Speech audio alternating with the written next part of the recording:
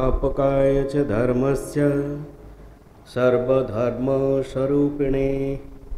अवतार वरिष्ठाय रामकृष्णाय ते नमः। ॐ तव कथामृतं तप्तजीवनं कविभिरीडितं कल्मषापहं श्रवणमङ्गलं श्रीमदाततं भुवि गृह्णन्ति ये भूरिदा जनः। তোমার অমৃত স্বরূপ কথা তাপদগ্ধ জনগণের জীবন স্বরূপ। কবি অর্থাৎ ঋষিগণের দ্বারা কীর্তিত, শ্রবণ মাত্রই মঙ্গলপ্রদ, সকল সম্পদের আকর, যিনি জগতে এই অমৃত স্বরূপ কথা কীর্তিত করেন, প্রচার করেন, তিনিই জগতে সর্বশ্রেষ্ঠ দাতা। যারা অনলাইনে আছেন সমস্ত ভক্তমণ্ডলীকে আমার সশ্রদ্ধ নমস্কার জানাই। যারা অফলাইনে আছেন, এখানে বসে আছেন, তাদের সকলকে আমার সশ্রদ্ধ নমস্কার জানাই।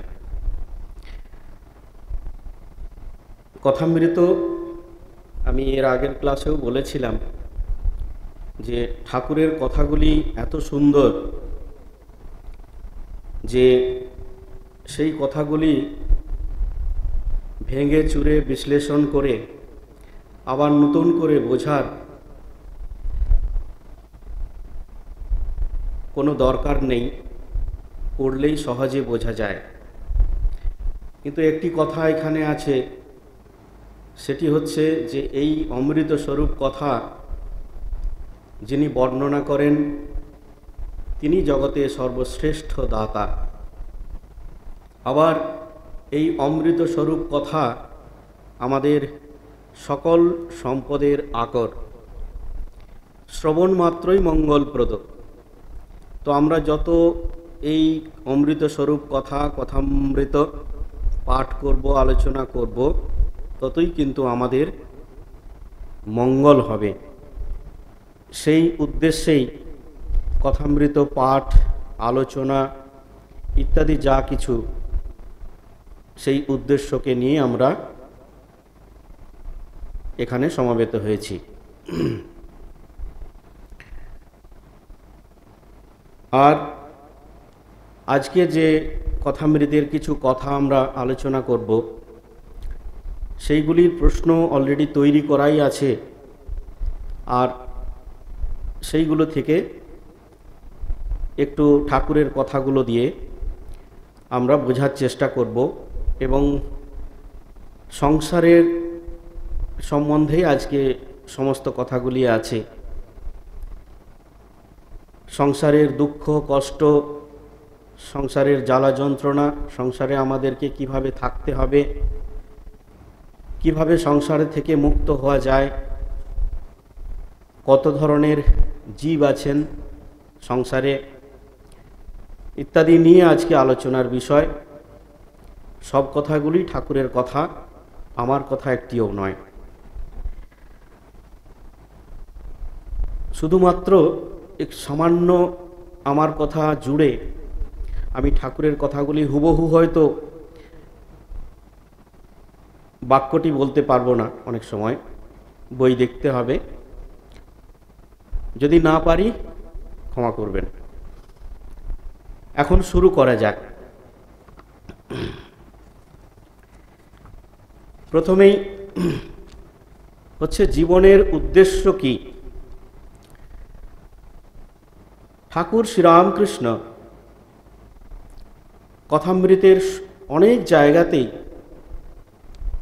এই কথাটি তিনি ব্যক্ত করেছেন, আমাদেরকে জানিয়ে দিয়েছেন।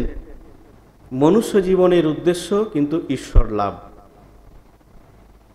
জগতে যত সমস্ত মানুষ আছেন সকলেরই উদ্দেশ্য কিন্তু ঈশ্বর লাভ করা, ভগবানের পাদপদ্মে আমাদের আশ্রয় লাভ করা। চৈতন্য লাভ করা। বিভিন্নভাবে ঠাকুর এই কথাগুলি ব্যক্ত করেছেন, কথামৃতের পাতায় পাতায় আমরা দেখতে পাই। তো মানুষের জীবনের উদ্দেশ্য এখানে ঈশ্বর লাভ করা। ঠাকুর বলছেন কর্ম। আমরা বলে থাকি কর্মই হয়তো জীবনের উদ্দেশ্য, বা মনে করে থাকি, বলি না। কিন্তু কর্ম জীবনের উদ্দেশ্য নয়, কর্ম একটি উপায়।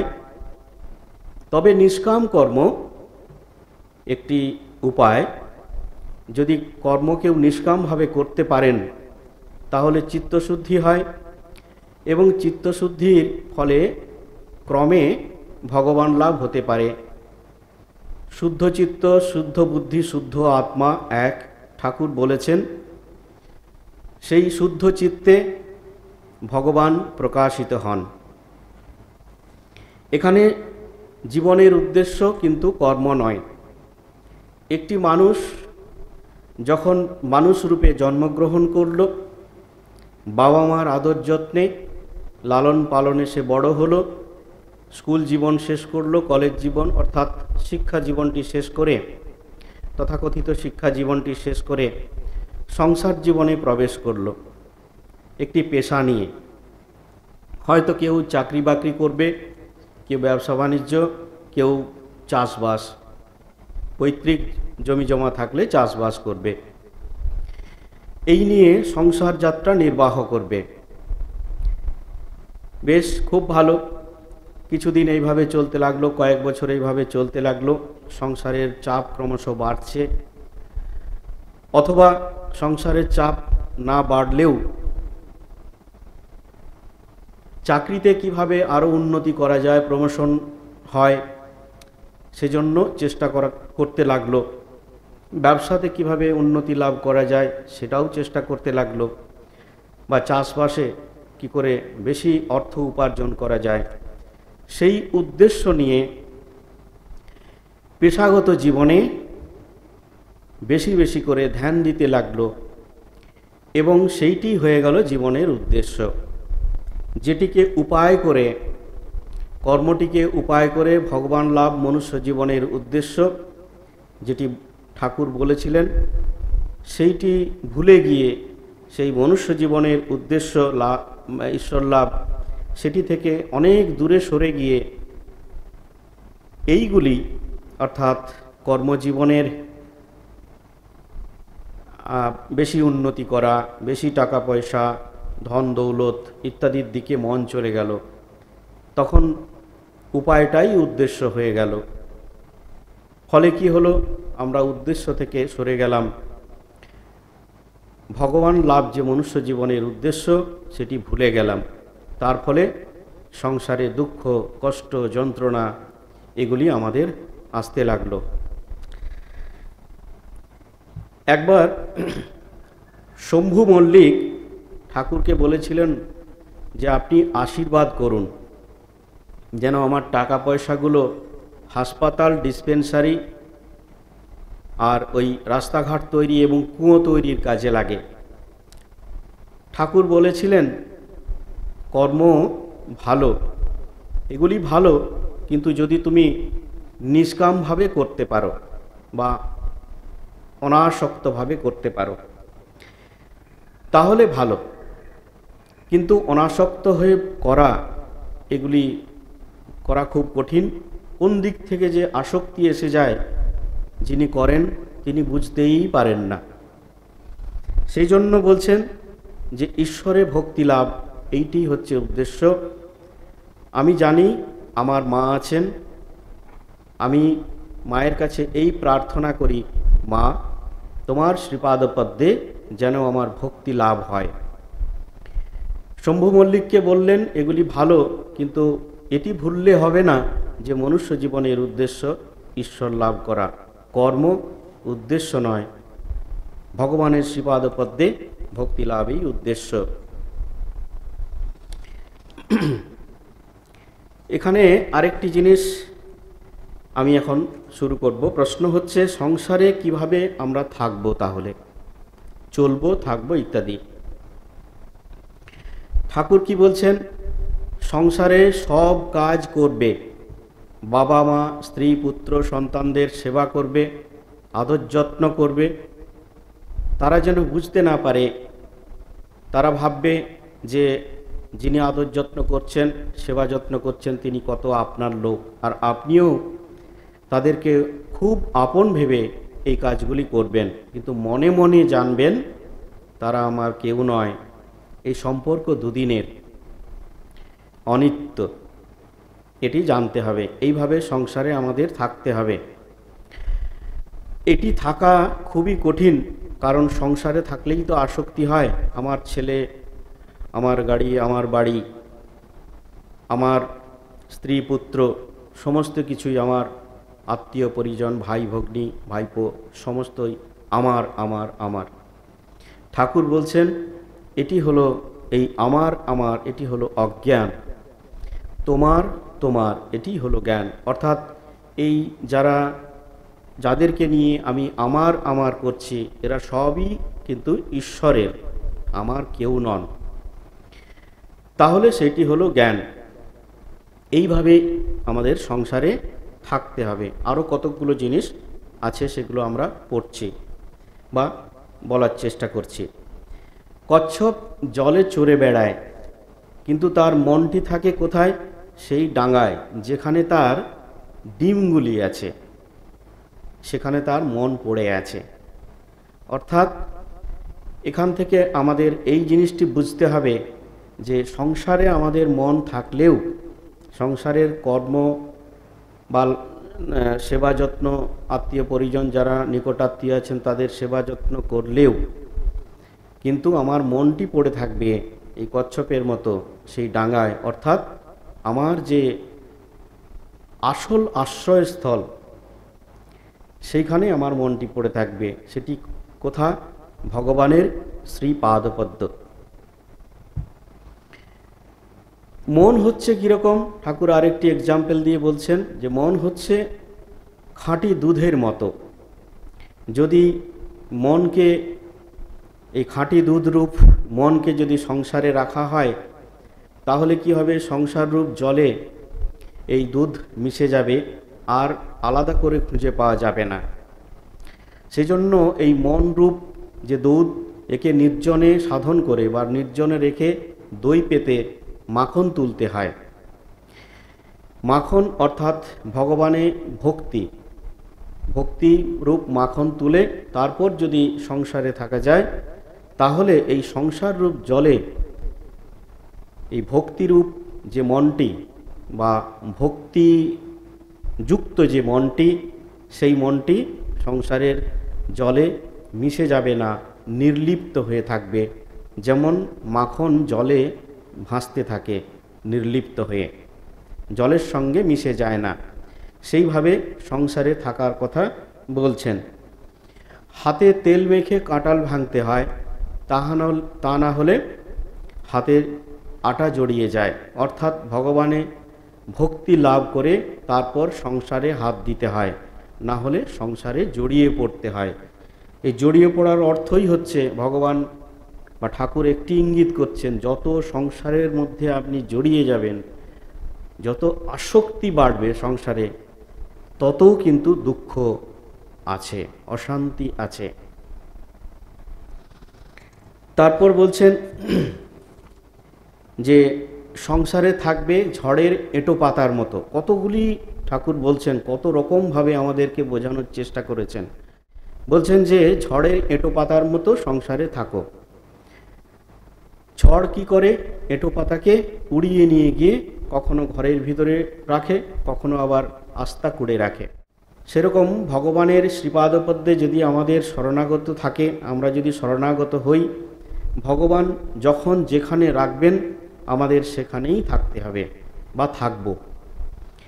এখন সংসারে রেখেছেন আমাদেরকে সকলকে, এখন সংসারেই থাকব।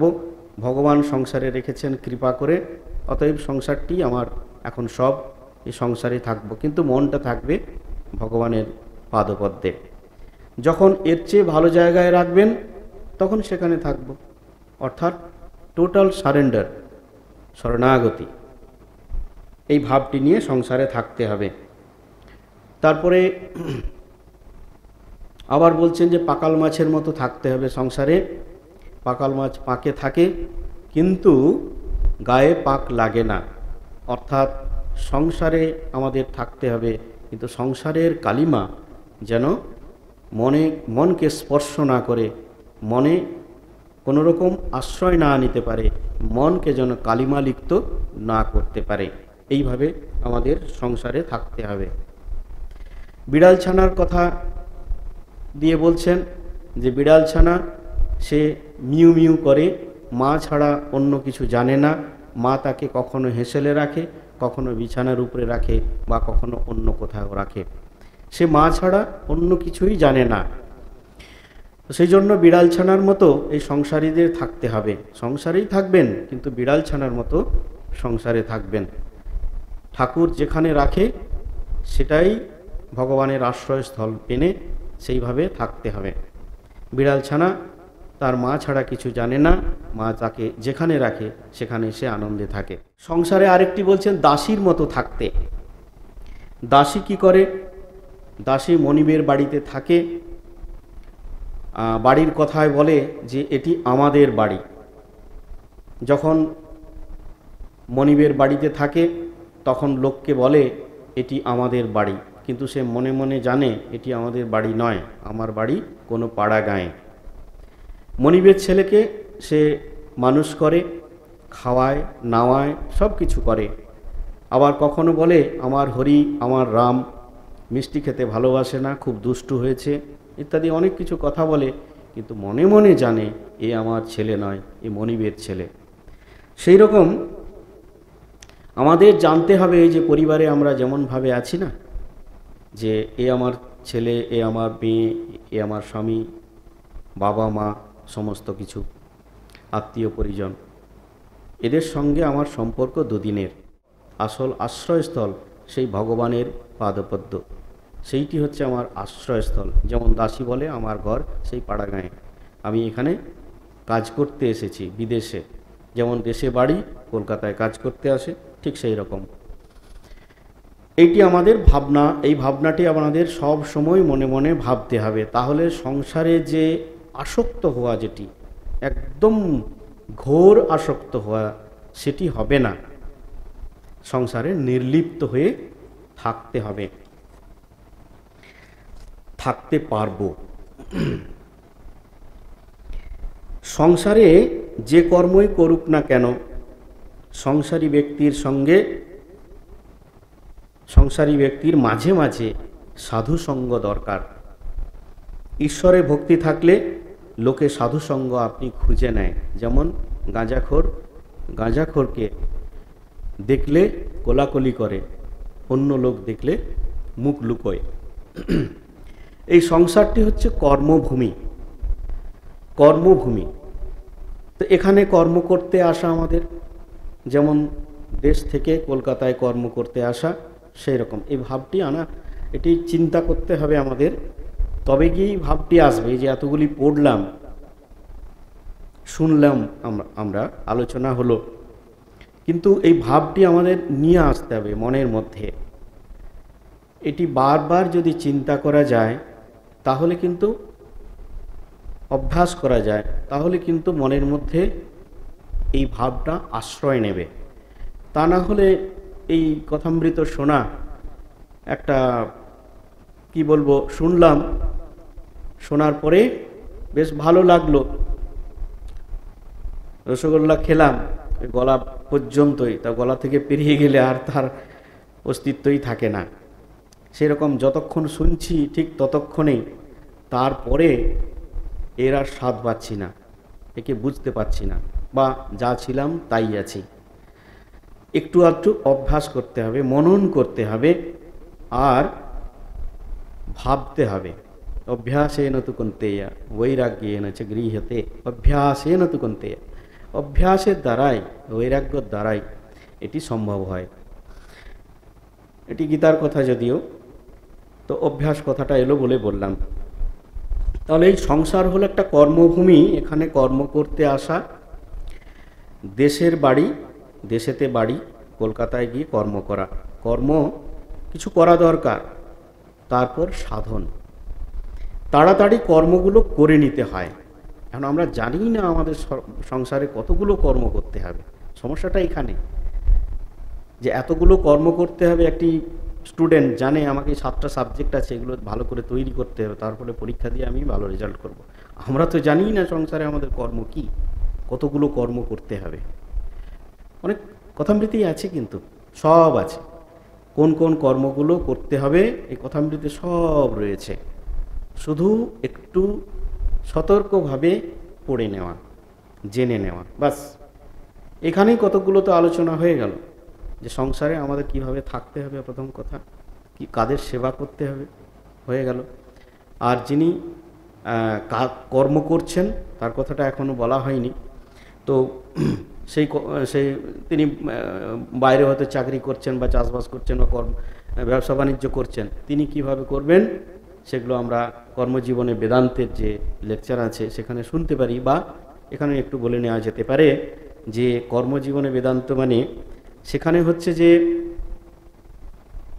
আমি যাদের জন্য কর্ম করছি, যিনি বাইরে গিয়ে চাকরি করছেন, কোনো বাবা বা মা, তিনি কি ভাববেন, যারা বাড়িতে আছেন তারা কিন্তু তাদের মধ্যেও ঈশ্বরে আছেন, তারা ঈশ্বরের অংশ, বা তারা স্বয়ং ঈশ্বরী। ঠাকুর এক জায়গায় বলবেন যে মা বাবাকে ঈশ্বরী জ্ঞানে সেবা করবে। এই যে সংসারে তাহলে ঈশ্বরী জ্ঞানে তাদের সেবা করতে হবে, যিনি চাকরি বাকরি করছেন। আর মায়েরা যারা যাচ্ছেন না কাজে, কোনো চাকরি বাকরি করতে বাইরে যারা যাচ্ছেন তাদের জন্য এটা, আর যারা যাচ্ছেন না তারা সংসারে যাদের সেবা করছেন তিনিও এটাই ভাববেন যে শ্বশুর শাশুড়ি বা বাবা মা যারা আছেন তারা ঈশ্বরী, তাহলে সন্তান তো বাদ যায় না, তারাও ঈশ্বরের অংশ বা তারা স্বয়ং ঈশ্বর। তাদের সেবা করছেন, তাদের জন্য রান্না করছেন, তাদের জন্য কত রকমভাবে চিন্তা করছেন, প্রার্থনা করছেন, সমস্ত কিছু করছেন। কাদের জন্য করছেন না, তারা সবাই কিন্তু ঈশ্বরের, আমার কেউ নয়। আমিও তাহলে যুক্তিগতভাবে বলা যায় আমিও তো ঈশ্বরের। তাহলে যারা রান্না বান্না করছেন, অন্য কিছু কাজবাজ করছেন, যা কিছু করছেন সমস্তই কিন্তু সেই ঈশ্বরের সেবার জন্যই করছেন, অন্য কোনো অর্থে করছি না আমরা। এইটি সংসারে থেকে এই জিনিসগুলো আমাদের জানতে হবে। এগুলোই হচ্ছে কর্ম। সংসারে থাকার কর্ম হচ্ছে এগুলো। আর বলছেন কর্মগুলো করে নেওয়া দরকার, খুব তাড়াতাড়ি শেষ করে নিতে হয়। অর্থাৎ ছেলে মেয়েদের হাতে তাড়াতাড়ি এই কর্মের ভার তুলে দিতে হবে। সংসারে থাকবে, এক হাতে সংসার করো আর এক হাতে ঈশ্বরকে ধরো। যখন কর্ম শেষ হবে তখন 2 হাত দিয়ে ঈশ্বরকে ধরতে হবে। এটি বলেছেন। তাহলে তাড়াতাড়ি কর্মটা শেষ করতে হবে আমাদের, তারপরে ঈশ্বরকে 2 হাত দিয়ে ধরতে হবে। তো কেমন উদাহরণটি দিচ্ছেন, স্যাঁকড়ারা যখন সোনা গলায় তখন হাপড়, চোঙা, পাখা সব একসঙ্গে ব্যবহার করে যাতে আগুনটা বেশি হয়ে সোনাটা গলে যায় তাড়াতাড়ি করে। তারপর সাধন, ঠাকুর এখানে বলছেন কাজকর্মের পর সাধন। তো সাধনটি কি, তারপর বলে এবার তামাক সাজ, মানে আরাম করে বসে তামাক খাবে। আমার সমস্ত কর্ম হয়ে গেছে সংসারের, ছেলে মেয়ে বড় হয়ে গেছে, তারা তাদের দায়িত্ব সামলাচ্ছে, আমি এখন 2 হাত দিয়ে ঠাকুরকে ধরে তার শুধু কথা শুনব, তার কথা পড়ব, তাকে প্রার্থনা করব, তিনি আপনার জন, এই ভাবটি মনে পাকা করে নেব। তো এটার জন্য খুব রোগ চাই, খুব রোগ চাই। বলছেন যে বিষয়ী লোকদের এই রোগটা নেই। হলো না হলো একটু আগে যেটা বলছিলাম, জলের দরকার, কুয়ো খুঁড়ছে, তো এক জায়গায় কুয়ো খুঁড়তে খুঁড়তে একটা পাথর পাওয়া গেল, ছেড়ে দিলে। আবার অন্য জায়গায় গিয়ে কুয়ো খুঁড়তে শুরু করলো, সেখানে শুধু বালিই বেরোচ্ছে, জল বেরোচ্ছে না, সেটাও ছেড়ে দিল। তারপর আরেক জায়গায় খুঁড়তে শুরু করলো, শেষকালে জলই পাওয়া গেল না, শুধু 3-4টে জায়গায় কুয়ো খোঁড়া হলো একটু একটু করে। কিন্তু একটা জায়গায় যদি লেগে থাকতো তাহলে 3টে জায়গায় 4টে জায়গায় যা দরকার হতো না, জল পাওয়া যেত। তো সংসারীদের কি মনে রাখতে হবে? মনে রাখতে হবে যে এই যে ধন সম্পদ যেগুলি আছে, টাকা পয়সা, এতে কি হয়? টাকা পয়সায় ভাত হয়, ডাল হয়, কাপড় চোপড় হয়, থাকার জায়গা হয়, ভাত হয়, ডাল হয়, শুধু নয় তো মাছ ডিমও হয়, সেটা বুঝে নিতে হবে আমাদের, সেরকম বলছেন ঠাকুর। তো এটা হয় মানে অন্ন বস্ত্র আর বাসস্থান হয়, আর সাধু ভক্তদের সেবা হয়, কিন্তু ভগবান লাভ হয় না।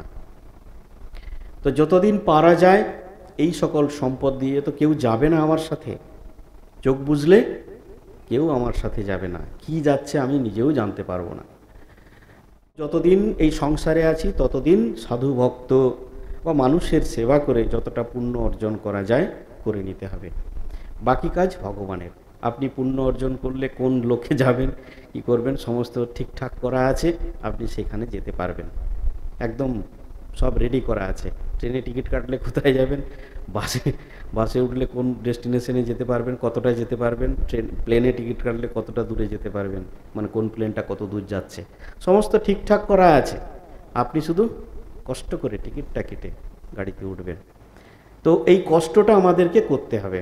ভগবান সব ঠিকঠাক করে রেখেছেন, আপনি কতটা পুণ্য কর্ম করলে কোন লোকে যাবেন, সেখান থেকে আপনার মুক্তি হবে কিনা, বা আবার সংসারে ফিরে আসবেন কিনা। এবারে সংসারে যদি ফিরে আসেন তাহলে কেমন বাবা মা পাবেন, কেমন সংসারটি পাবেন। ক্ষীণে পুণ্যে মর্তলোকম বিসন্তি বলছেন। হ্যাঁ, সমস্ত ভোগ শেষ হলে পুণ্যকর্ম করলেন, সেই পুণ্যটা সেখানে ভোগ হয়ে গেল, তারপরে এসে এই মর্তলোকে আসতে হবে। তখন আপনার যেরকম সংস্কার আছে সেই সংস্কার অনুসারে আপনি বাবা মা পাবেন, আবার সেরকম বাড়ি পাবেন। তো তার জন্য আপনাকে এইখানেই ঠিক করে নিতে হবে আপনি কোথায় যাবেন, কি করবেন। কোনো কিছুই আপনার সঙ্গে যাবে না। যদি পুণ্যকর্ম করে থাকেন ওটা যাবে, পাপ কর্ম করলে ওটাও যাবে, আর যদি কোনো সংস্কার তৈরি হয় তাহলে সেটাও সঙ্গে যাবে। পরের জন্মে ওই সংস্কার অনুসারে আপনার জন্মটা হবে। তো এই অত কথায় যাচ্ছি না। ঠাকুর বলছেন অত কথা বাপু আমি জানি না। হ্যাঁ, তারপরে সংসারে সুখ দুঃখের কারণ কি, সুখ দুঃখের কারণ কি? অনেক কারণ আছে, তো মেন কিছু কয়েকটি কারণ আমি এখানে আপনাদের সামনে তুলে ধরব। একটা প্রসঙ্গ উত্থাপন হয়েছিল, সেই প্রসঙ্গ অনুসারেই কথাগুলি ঠাকুর বলেছেন।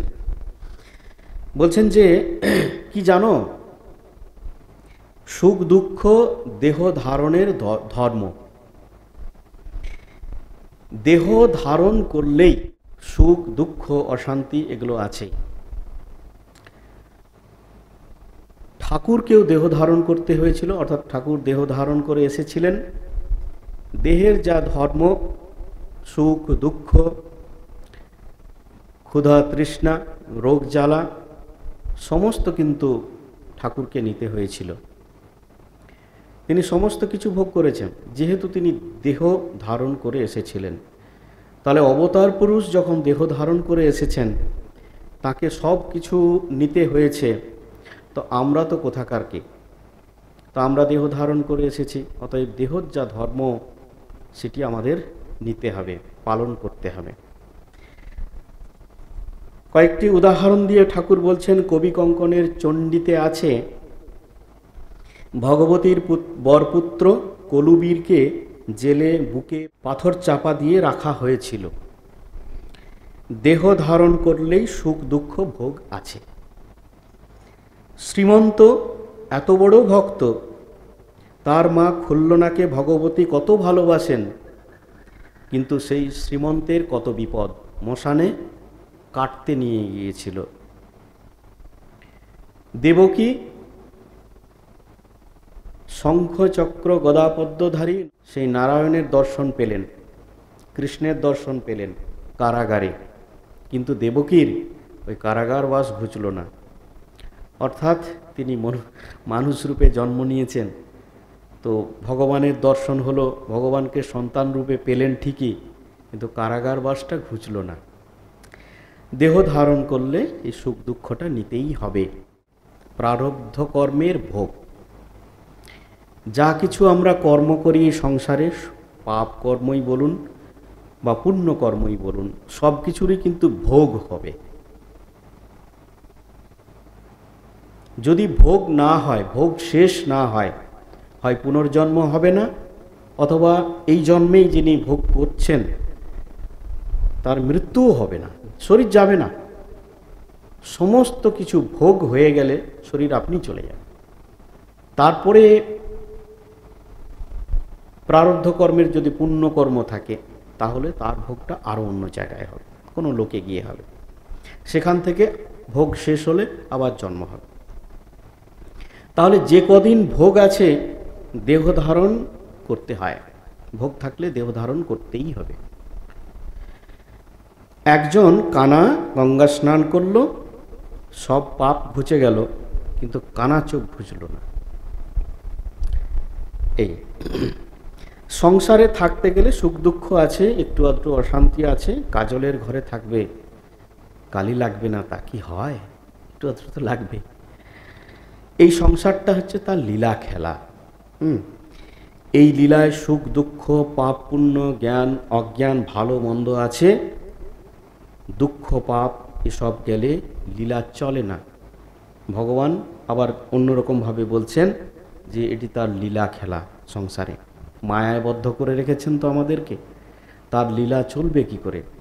যদি সবাই উদ্ধার হয়ে যায় সংসারটাই তো থাকবে না। সংসারে যদি সুখ দুঃখ পাপ পুণ্য না থাকে তাহলে সংসার কেন?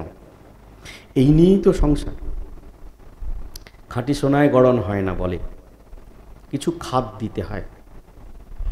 তো যদি বলি এই খাদটা সুখ দুঃখ হয়, সুখ দুঃখ অশান্তি ভাবনা চিন্তা পাপ পুণ্য যদি মনে করি, তাহলে খাদটা না দিলে যেমন গড়ন হয় না, সেরকম সংসারে এগুলো না থাকলে কিন্তু সংসারটা থাকবে না, এটা স্বর্গ হয়ে যেত, সংসারটাই থাকতো না। এইগুলো আছে বলেই তার লীলা খেলা কিন্তু চলছে।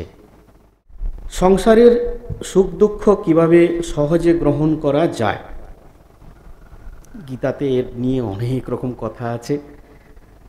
কিভাবে সুখ দুঃখ গ্রহণ করা যায় অনায়াসে। এটা সুখ দুঃখ আসবে, সংসারে সুখ আছে দুঃখ আছে, এগুলো দুঃখ আসবে, বারবার আসবে। আপনারা দেখছেন যারা সংসারে আছেন, দুঃখই কিন্তু বেশি। সুখ আছে নেই তা নয়, কিন্তু ক্ষণিকের আছে, চলে গেল, তারপরে দুঃখ লাইন দিয়ে দিল। একটার পর একটা, একটার পর একটা এই দুঃখ শুধু লাইন দিয়ে আসছে। আর সুখও আসছে মাঝে মাঝে, আবার চলে যাচ্ছে, কিন্তু দুঃখটাই বেশি। যদি হিসেব করে আনুপাতিক হারে যদি আমরা বলি, পার্সেন্টেজ করে যদি বলি, আমরা দেখব যে দুঃখটাই বেশি, সুখ কম আছে। একটা গল্প আমি শুনেছিলাম, এটা বললে হয়তো আবার ভালো বোঝা যাবে। কোনো একজন সাধুর মুখেই শুনেছিলাম যে একটি লোক পাহাড়ের উপরে উঠেছে, অনেক উঁচুতে। তো পাহাড়ের দৃশ্য দেখছে, পাহাড় থেকে হঠাৎ করে পা হড়কে পড়ে যায়। তো পাহাড় থেকে পড়তে পড়তে যখন পড়ছে পাহাড় থেকে নিচের দিকে, তখন ওই পাহাড়ের গায়ে গাছ থাকে, তো একটা গাছের ডাল ধরে ফেলেছে। হঠাৎ করে ধরে সেই গাছের ডালটি ধরে ঝুলছে। নিচে পড়ে গেলে হয়তো চুরমার হয়ে যেত, তাকে পাওয়াই যেত না। ওই ডালটা ধরেও ঝুলে গেছে, হয়তো অনেকটা নিচে এসে ওই গাছটা ছিল, গাছের ডাল ধরে ঝুলে গেছে। হাতের যন্ত্রণা হচ্ছে, নিচের দিকে তাকিয়ে দেখছে যদি হাত ছেড়ে দিই তাহলে আমার আর কিছুই খুঁজে পাওয়া যাবে না, মৃত্যু অনিবার্য। আর উপর দিকে উঠে যেতে পারছে না, অনেকটা উঁচু, কিভাবে উঠবে? ওই অবস্থায় ঝুলে আছে। সংসারটা এরকম, ওই গাছের ডাল ধরে ঝোলার মতো আমরা ঝুলে আছি, না পাচ্ছি ছাড়তে, আর না পাচ্ছি ওখান থেকে উঠে চলে যেতে। ওই অবস্থায় আছি, শুধুই কষ্ট, শুধুই কষ্ট। তাহলে বলবেন যে এখন আপনি বললেন সুখ আছে, সুখটা কি করে আছে ওখানে? এখন তো শুধু দুঃখই তো, কষ্টই তো আছে। সেটা কীরকম না, যখন পড়ছিল ওই গাছের ডালে, উপরের ডালে একটা মৌচাক ছিল, সেই মৌচাকটায় ধাক্কা খেয়েছে। ধাক্কা খেয়ে যে নিচের ডালটায় ঝুলছিল, ওই মৌচাক থেকে ফোঁটা ফোঁটা করে মধু পড়ছে ঠিক মুখের উপরে। তো ওই চাটতে চাটতে ওই মধুটা খাচ্ছে, বেশ মিষ্টি লাগছে, তখন হাতের যন্ত্রণাটা সে ভুলে যাচ্ছে। যন্ত্রণাটা আছেই, কিন্তু ওই সামান্য এই মধু খাওয়ার জন্য, একটু আনন্দ পাওয়ার জন্য সাময়িকভাবে সেই যন্ত্রণাটা কিন্তু ভুলে যাচ্ছে। দুঃখটা সবসময় আছে। এই হচ্ছে সংসারের অবস্থা। ভেবে দেখুন, এইরকমই সংসারের অবস্থা। একজন বলেছিলেন, খুব ভালো এক্সাম্পল একটা, আমার মনে হয় তাই। তাহলে সংসারে এই যে সুখ দুঃখ আছে, কিভাবে এটাকে সহজে গ্রহণ করা যাবে, কিভাবে আমরা সহজে গ্রহণ করব। এখানে দেহের সুখ দুঃখ তো আছেই, কিন্তু যার ঈশ্বর লাভ হয়েছে, যার ভগবানের শ্রীপাদপদ্মে ভক্তি লাভ হয়েছে, যে মন প্রাণ দেহ আত্মা সমস্ত ঈশ্বরে অর্পণ করে দিয়েছে, তার কোনো চিন্তা নেই। এই সুখ দুঃখ এলেও সে বিচলিত হবে না, তাকে এই সুখ দুঃখ প্রভাবিত করতে পারবে না। আসবে সুখ দুঃখ, কিন্তু সে এই সুখ দুঃখের দ্বারা, এই যন্ত্রণা কষ্টের মাধ্যমে থেকেও সে বিচলিত হবে না, তাকে বিচলিত করতে পারবে না, স্থির বুদ্ধি হয়ে সে থাকবে। একটি উদাহরণ দিয়ে বলছেন যে পম্পা সরোবরে রাম লক্ষ্মণ স্নান করতে এসেছেন। সরোবরে কাছে মাটিতে ধনুক গুঁজে রাখলেন। স্নান করে উঠে ধনুক তুলে দেখলেন যে ধনুক রক্তাক্ত হয়েছে। রাম তখন লক্ষ্মণকে জিজ্ঞেস করলেন, ভাই দেখো কোনো জীব হিংসা হলো কিনা। লক্ষ্মণ তখন কি করলেন, মাটি খুঁড়ে দেখলেন একটি বিরাট কোলাবেন, মুমূর্ষু অবস্থা, রক্তাক্ত অবস্থা। রামচন্দ্র তখন তাকে বললেন, করুণ স্বরে বললেন, বাছা তুমি তো চিৎকার করতে পারতে, তাহলে আমরা তোমাকে রক্ষা করতাম। যখন সাপে ধরে তখন তো খুব চিৎকার করো, এখন করলে না কেন? ভেক বলল যে যখন সাপে ধরে তখন চিৎকার করি, রাম বাঁচাও, রাম রক্ষা করো, রাম রক্ষা করো বলে। এখন দেখছি রাম নিজেই মারছেন, সেই জন্য চুপ করে আছি। তো ব্যাপারটা হচ্ছে কি, আসলে হয়েছে কি, যার ঈশ্বরে মন প্রাণ দেহ আত্মা সমর্পিত হয়ে গেছে, শ্রীপাদপদ্মে যার একনিষ্ঠ ভক্তি, অনন্য ভক্তি লাভ হয়েছে, তিনি মরণেও শত দুঃখেও স্থির বুদ্ধি হয়ে থাকেন, বিচলিত হন না, তাকে বিচলিত করতে পারে না। এটাই। তাহলে সংসারে এই সুখ দুঃখকে কিভাবে সহজে আমরা গ্রহণ করব না, ভগবানে যদি মন রাখি, সমস্ত মনটা ভগবানে যদি অর্পণ করে দিতে পারি, তাহলে এই সংসারের সুখ দুঃখ কষ্ট অশান্তি এগুলো আমাকে বিচলিত করতে পারবেই না। ভগবান তো নিজেই বলছেন বিচলিত করতে পারবে না। এইটি কিন্তু আমাদের উদ্দেশ্য, ভগবানে মন প্রাণ সমর্পণ করে দেওয়া, এইটি জীবনের উদ্দেশ্য।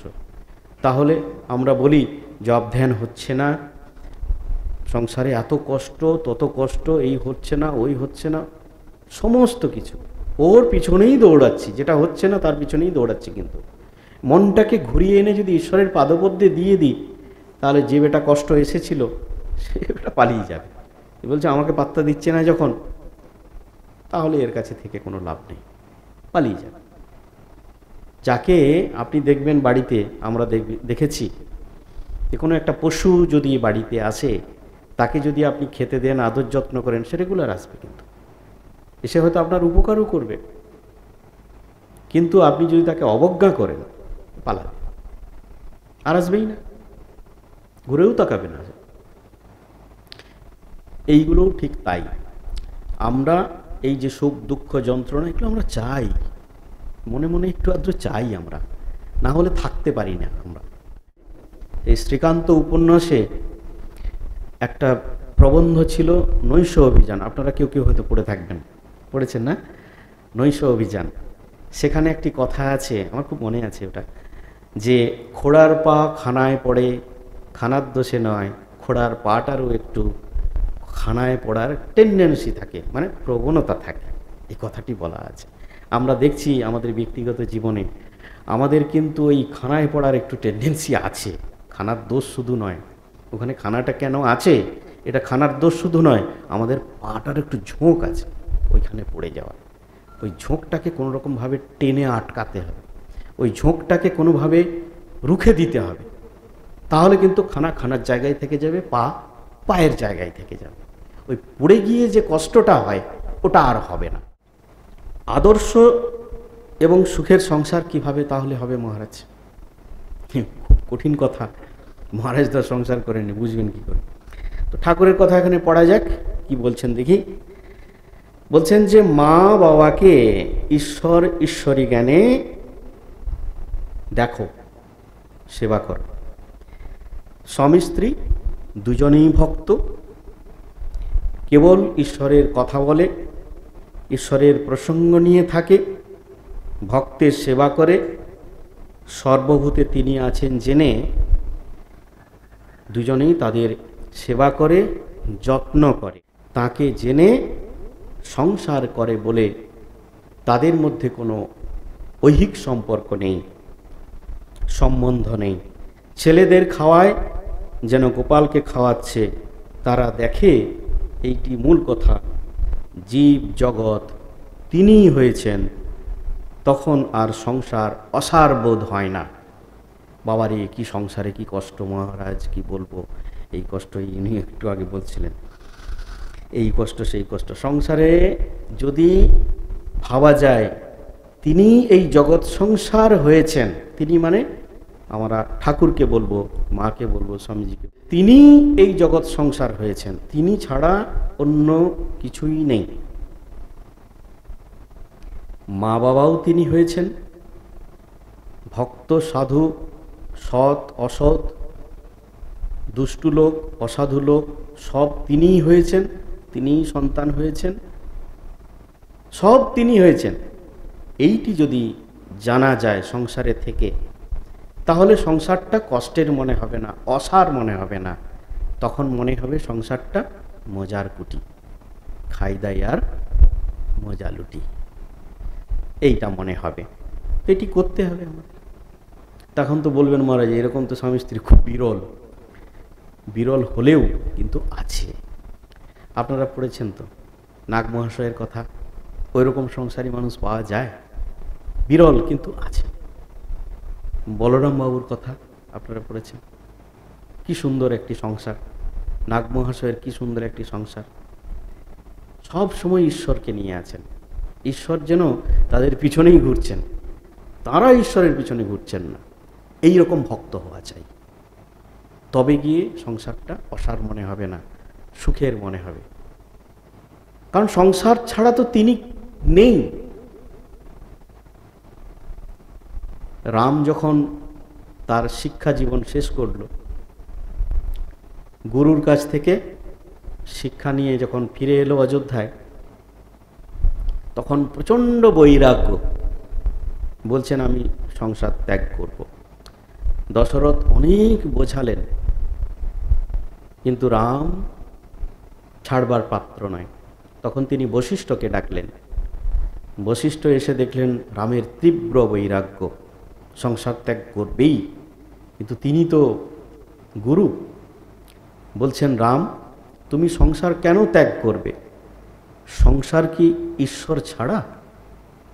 তুমি আমার সঙ্গে বিচার করো, যদি সংসার ঈশ্বর ছাড়া হন তাহলে তুমি সংসার ত্যাগ করো। রাম চিন্তা করে দেখলেন যে তিনিই তো এই জীব জগৎ সমস্ত কিছু হয়েছেন, তিনিই সব কিছু হয়েছেন এই সংসারে, এই জীব জগৎ সমস্ত কিছু, বলছেন জীব জগৎ সমস্ত কিছু তিনিই হয়েছেন, মানে ঈশ্বরই সব কিছু হয়েছেন। যার জন্য আমি ঘর ছাড়বো বলছি, তিনিই তো সব কিছু হয়েছেন, তিনিই একমাত্র সত্য। এটি রাম বিচার করলেন মনে মনে, দিয়ে চুপ করে রইলেন, সংসার ত্যাগ করা হলো না। তো তিনিই সব কিছু হয়েছেন, এইটি যদি আমরা জানতে পারি তাহলে কিন্তু জানাটি হবে। এখান থেকে কিন্তু জেনে নিলাম, কিন্তু এটা উপলব্ধি করতে হবে। সেই জন্য স্মরণ মনন নিদিধ্যাসন দরকার। একটু চিন্তা করতে হবে, বাড়িতে গিয়ে বসে বসে পড়লাম, একটু চিন্তা করলাম, ভাবলাম, দেখুন, যে ভাববে, যে চিন্তা করবে, যে একটু কষ্ট করবে, ভগবান তার জন্য আছেন। আর যে পায়ের উপর পা দিয়ে পান চিবোচ্ছে, তাকে বলবেন যে বাবা তুই ওইভাবেই থাক, চুষি কাটি নিয়ে যতক্ষণ ছেলে খেলা করছে, মা তখন অন্যান্য কাজগুলো করে, বাবা ছেলে নিশ্চিন্ত আছে, আমার কিছু ভাবার দরকার নেই। এই হচ্ছে কথা। অতএব আপনাকেই ঠিক করতে হবে যে আমি কোনটা চাই, কি চাই, কেমনভাবে সংসারে থাকতে চাই, সব নিজের হাতে। একটা সময় পর্যন্ত বা একটা দূরত্ব পর্যন্ত সব কিছু আমার হাতে, তারপরে ঈশ্বরের কৃপা। তো কৃপা পর্যন্ত আমাকে তো পৌঁছতে হবে, তা নাহলে ঈশ্বর কৃপা করবেন কেন আমি যদি চেষ্টা না করি, তাই না? তো ততটা আমাকে করতে হবে। তারপর বলছেন যে সংসারে থাকলে মাঝে মাঝে, একবারে সংসার ত্যাগ করার দরকার নেই। গৃহীভক্তদের বলছেন ঠাকুর যে একবারে সংসার ত্যাগ করে তোমাদের দরকার নাই, তোমাদের মনে ত্যাগ করলেই হবে। সংসারটা তাঁর, ঈশ্বরের, মনে ত্যাগ করো। যা কিছু ধন সম্পদ, যা কিছু আছে, টাকা পয়সা, সবই ঈশ্বরের। এটা মনে ত্যাগ, আমার কিছু নয়, আমি এখানে কেয়ারটেকার। তো একবারে সংসার ত্যাগ করার দরকার নাই, মাঝে মাঝে গিয়ে একটু নির্জন বাস দরকার। নির্জন বাস, নির্জনে গিয়ে আমরা তো সব মাঝে মাঝে বলে মহারাজ একটু যাবো পাহাড়ে, তো সব নিয়ে যাচ্ছি, বচকা বুচকি থেকে শুরু করে মোবাইল, ছেলে মেয়ে, বাপরে বাপ। ওখানে গিয়ে নির্জন বাস হবে থোড়ি? হবে না। আবার সেখানে যদি পেয়ে গেলাম, কলকাতার লোক তো চারিদিকেই পাওয়া যায়, তোমরাও এসেছো, ও বাবা, ওইদিকে ছেলে বলছে মা এখানে এসছে, দেখো কাকিমা, এরকম করে হয়তো সবাই সবার সঙ্গে ওখানে পরিচয় হয়ে গেল, একটা সংসার তৈরি হয়ে গেল। কোথায় আছো তোমরা, এ বলে কোথায় আছো, বাস। কি নির্জন বাস হবে? হয় না, সম্ভব নয়। সব কিছু ছেড়ে যেতে হবে, মোবাইলটা প্রথম ছাড়তে হবে। এখন তো মোবাইলই সমস্ত কিছু, যন্ত্রণার একটি যন্ত্র মোবাইল। এই যন্ত্রটি আগে ত্যাগ, বাকি অন্য কিছু সব নিয়ে বেরোতে হবে নির্জনে। ঠাকুর বলছেন মনে বনে কোণে। তাহলে নির্জন বাস করতে গেলে এইগুলোকে ছাড়তে হবে। একদম কোনো একটি নির্জন জায়গায় গিয়ে, বলছে একদিন, 1 মাস, 3 মাস, 6 মাস, 1 বছর, যে যতটা পারে। তারপর বলছেন যে যতটা পারে নির্জন বাস। অন্যান্য জায়গায় আছে কতটা দূরত্বে, না অনেক বেশ দূরে যাওয়ার দরকার নাই, পাহাড় জঙ্গলে যাওয়ার দরকার নাই, বেরিয়ে খেয়ে আসা যাবে, বা বাড়ি থেকে খেয়ে সেখানে যাওয়া যাবে, এতটা দূরত্ব। মেপে কিছু বললেন না, মানে বাড়িতে এসে খাওয়া যাবে, যে আবার সেখানে যাওয়া যাবে, খুব একটা দূরত্ব নয় নিশ্চয়ই, আমরা মনে করে নিতে পারি এটা। সেরকম একটা দূরত্বে গিয়ে নির্জন বাস, মাঝে মাঝে নির্জনে বাস। নির্জন মানে মনটাকে প্রথমে নির্জন করতে হবে। আপনি পাহাড়ে গেলেন, খুবই নির্জন জায়গা, গুহাগিরি, গুহার কাছে গেলেন, কিন্তু মনে সব গজগজ করছে, এটা ওটা সেটা, মোবাইলটা আনা হয়নি, সংসারে কি হচ্ছে, ছেলে কি করছে, বৌমা কি করছে, নানা রকম এই চিন্তা হচ্ছে। তাহলে তো সংসারেই থাকলো ভিতরে, সংসার তো ত্যাগ হলো না, নির্জন তো হলো না, জনশূন্য হলো কি? হলো না, স্থান পরিবর্তন হলো শুধু, কিন্তু নির্জন হলো না। মনটাকে আগে নির্জন করতে হবে, জনশূন্য করতে হবে, সেইটা হচ্ছে ঠিক ঠিক নির্জন বাস। সেটা ঘরে বসেও হতে পারে, বা একটু দূরত্বেও হতে পারে, বেশি দূরত্বেও যাওয়ার দরকার নাই, গেলে তো ভালোই। তো সেরকম মাঝে মাঝে নির্জনে বাস। তারপরে বলছেন আরও অনেক কিছু আছে, নির্জন বাস আছে, সাধুসঙ্গ আছে, তার নাম গুণ কীর্তন আছে, আর ব্যাকুলতা আছে। 4টে কথা বলেছেন, কথামৃতির প্রথমের দিকেই আছে। এখানে ঠাকুর বলছেন যে নির্জন বাস, সেখানে কোনো বিষয় কথা থাকবে না, কোনো বিষয়ী লোকও থাকবে না, হয় নির্জন বাস, নয় সাধুসঙ্গ। সাধু কোথায় পাবেন? অত এখানে তো সকাল থেকে বিকেল পর্যন্ত কম্পিউটার নিয়ে বসে থাকতে হয়।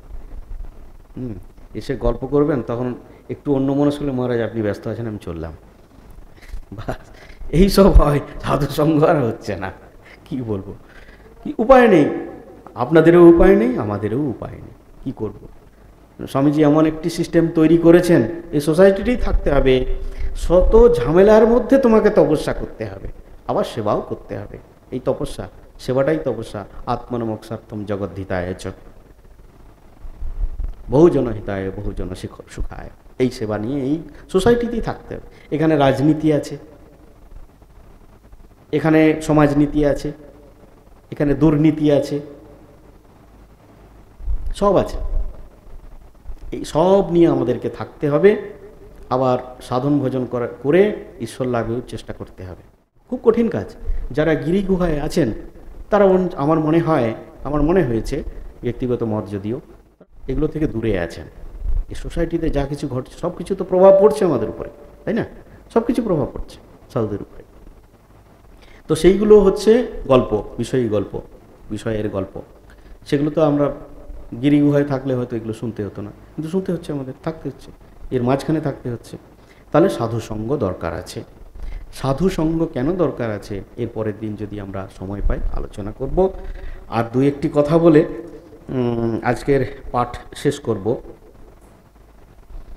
আর বলছেন যে সংসারের বাইরে একলা গিয়ে যদি ভগবানের জন্য 3 দিন কাঁদা যায় সেও ভালো। এমনকি অবসর পেয়ে একদিন নির্জনে তার জন্য চিন্তা করা যায় সেটাও ভালো। লোকে মাঘ ছেলের জন্য 1 ঘটি কাঁদে, ঈশ্বরের জন্য কে কাঁদছে বল? সংসারে কর্মের মধ্যে থেকে প্রথম অবস্থায় মনকে স্থির করতে অনেক ব্যাঘাত হয়। ফুটপাতে চারা গাছ হলে প্রথম একটু বেড়া দিতে হয়, তারপর গাছটি যখন বেশ মোটাসোটা হয়ে যায় গুড়িটা, তখন হাতি বেঁধে দিলেও কোনো অসুবিধে হয় না। তাই সাধক জীবনের প্রথম একটুকু নির্জন বাস, একটু এই সব বিষয়ী লোকদের থেকে দূরে থাকার প্রয়োজন আছে। তারপর মন যখন একটু তৈরি হয়ে যাবে তখন সংসারে থাকো, না থাকো কোনো অসুবিধা নেই। তো ঠাকুর স্বামীজিকে এই কথাটা বলেছিলেন। যখন স্বামীজি গিয়ে বললেন, আপনি কি ঈশ্বরকে দেখেছেন?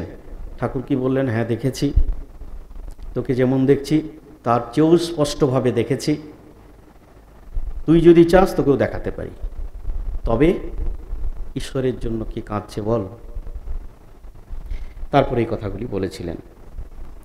আচ্ছা, ঘটনাটা হচ্ছে কি যে আমাদের এই যে রোগ, সুখের সংসার কিভাবে হবে, একটা রোগ আছে আমাদের সংসারীদের, সেটি হচ্ছে বিকারের রোগ, মারাত্মক রোগ। আমরা বলি এই রোগ ওই রোগ, ক্যান্সারে, সর্দি কাশি জ্বর হ্যান, এগুলো তো সামান্য জিনিস, ওষুধেও সেরে যায়। কিন্তু বিকারের রোগ, সেই বিকারের রোগীর ঘরে আবার 1 জালা জল আছে। বিকারের রোগী কি বলে, আমি 1 জালা জল খাবো, এসব তার উদ্ভট গল্প থাকে। আবার সেই ঘরেই আবার আচার তেঁতুল আছে। তো বিকারে রোগটা কি? বিকার। রোগীটাকে না, এই সংসারী মানুষ। আবার এই জলের জ্বালাটা কি? বিষয়। আর ওই জল খাবো যখন বলছে ওটা বিষয় তৃষ্ণা, যা আছে আরও পাবো, আরও দরকার, এটা হচ্ছে বিষয় তৃষ্ণা। ভীষণ রোগ, কঠিন রোগ, কোনো ডাক্তার সারাতে পারবে না কিছু। মানসিক নয়, এটা হচ্ছে আসক্তি রোগ, বিষয়াসক্ত হওয়া, এটাকে বিকার বলছেন ভগবান। তো এই রোগ সারাতে গেলে আবার সেই বাড়িতেই তেঁতুল আচার শুনলে মুখে জল আছে। তো একে সারাতে গেলে ওখান থেকে ঠাঁই নাড়া হতে হয়, ঠাকুর বলছেন একটু দূরে চলে যেতে হয়, তাহলে কিন্তু এই রোগটা সারার সম্ভাবনা আছে। দূরে চলে গেলে হবে না, সেখানে গিয়ে কিছু একটা ধরতে হবে। সেটা কাকে? ভগবানকে। তার স্মরণ মনন করতে হবে, তাকে চিন্তা ভাবনা করতে হবে। আর এই নির্জনে গিয়ে একটা কথাই ভাবতে হবে যে শুধু আমার সঙ্গে ভগবানই আছেন, আর কেউ নেই, আর আমার কাউকে দরকারও নেই। নির্জনে আছি মানে ভগবানকে বাদ দিয়ে নয়, কিন্তু ভগবানই আমার সঙ্গে আছেন। একমাত্র ভগবানকেই আমি চাই। এই নির্জনে বাসের এটাকে আমরা অনেক সময় ভুলে যাই। তাহলে কি সবকে ছেড়ে এলাম, বিষয় সম্পত্তি সমস্ত কিছু ছেড়ে নির্জনে চলে, মোবাইল ছাড়তে বলছেন, এসব ছাড়, ঠিক আছে, তাহলে কি নিয়ে থাকবো? ভগবানকে নিয়ে। ভগবানই একমাত্র আমার আশ্রয়। তিনি ছাড়া আমার সঙ্গে আর কেউ নেই। এইটি হচ্ছে নির্জনবাসের একটি আশ্রয়, প্রধান আশ্রয়। একে ছাড়লে কিন্তু মুশকিল আছে। তাহলে নির্জনবাসটা খুব দরকার। সব কিছু ছেড়ে দিয়ে ভগবানই একমাত্র আশ্রয়স্থল, তাকে আশ্রয় করে কোনো একটা জায়গায় 1 মাস, 2 মাস, 3 মাস, 6 মাস, 1 বছর, যার যতটা সম্ভব, যে যতটা পারেন গিয়ে নির্জনবাস করা দরকার। যাই হোক, আজকে এই পর্যন্তই। পরের দিন আবার অনেক কিছু আছে আলোচনা করার। যত কিছু আলোচনার বিষয় আছে সব সংসারকে নিয়ে, আমাদের দৈনন্দিন জীবনে যেগুলো ঘটছে সেগুলো নিয়েই আলোচনা কিন্তু। আর সবাইয়ের কাছে অনুরোধ, আমরা যা শুনলাম সেগুলো যদি একটুও পালন করে থাকি, 1% যদি পালন করে থাকি, তাহলে জীবনটা ধন্য হয়ে যাবে। আমরা যদি, ঠাকুর বলছেন, যদি ভগবানের দিকে কেউ 1 পা এগিয়ে আসে, তো ভগবান তোমার দিকে 10 পা এগিয়ে আসবেন। তো আমরা যদি 1 পা 1% করি, ভগবান আমাদের দিকে 10% এগিয়ে আসবেন। ভগবান এটি নিজের মুখে বলেছেন, এটা কোনো সাজানো কথা নয় বা কোনো আকাশ কুসুম চিন্তা ভাবনাও নয়। অতএব ভগবানের কথা সত্য, ভগবান নিজে মুখে বলছেন, এই বিশ্বাস রেখে আমাদের সংসারে থাকতে হবে। আর যেগুলি পড়লাম সেগুলি একটু একটু করে অভ্যাস করার চেষ্টা করতে হবে। দেখবেন অভ্যাস করলে কিন্তু আমরা পারব, সবাই পারব। আজকে এই পর্যন্তই থাক। ওম শান্তি শান্তি শান্তি। হরি ওম তৎসৎ।